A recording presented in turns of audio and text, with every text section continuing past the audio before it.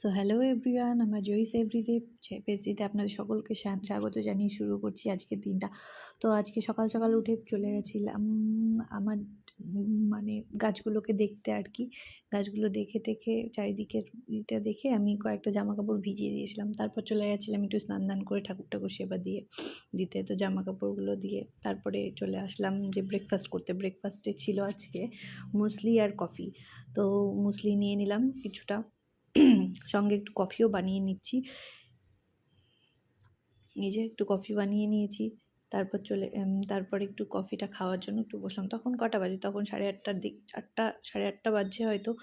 তো গিয়ে একটু জানলাটা খুলে টুলে দিলাম যাতে আলোটা বাইরে ঢোকে। একটু আলোটা মানে থাকলে বেশ ভালোই লাগে দেখতে ঘরবাড়ি। তো একটু দেখতে এই কফিটা খেতে খেতে একটু টিভিটা চালিয়েছিলাম, দেখলাম। তারপর শ্বশুরমশাই চলে আসলো বাজার থেকে এনেছিল যে 2 রকমের মাছ, শোল মাছ আর পুঁটি মাছ। তো পুঁটিটা একটু বড় সাইজেরই ছিল, তো সেগুলো ধুয়ে বেছে আমি পরিষ্কার করে রেখে দেবো আর কি। আর কয়েকটা ছিল আমার চায়ের বাসন টাসন যেগুলো ছিল সেগুলো ধুয়ে নিচ্ছি কিছুটা।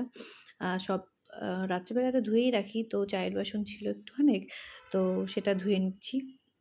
ধোয়া টোয়ার পরে আমি কিছুটা কেটে নেব সবজি। চটপট বাসনগুলো ধোয়ার পরে কেটে নেব সবজি।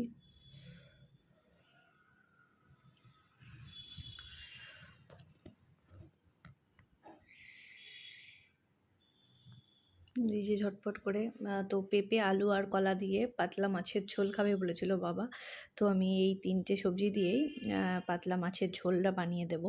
আর বানাবো একটু ডাল আর ভাত হবে। প্রেশার কুকারে ভাতটাও বসিয়ে দিয়েছিলাম এর মধ্যে প্রেশার কুকারে। তো আমার জন্য রুটি রয়েছে, আমি রুটি করে নিয়েছিলাম। তো রুটি দুটো ময়দা মাখা ছিল, একটুখানি ময়দা মাখা ছিল, দুটো রুটির মতো আর কি। তো দুটো রুটি করেছিলাম, দুটো খেতে পারিনি, একটাই খেয়েছি, সেটা পরে তোমরা দেখতেই পাবে।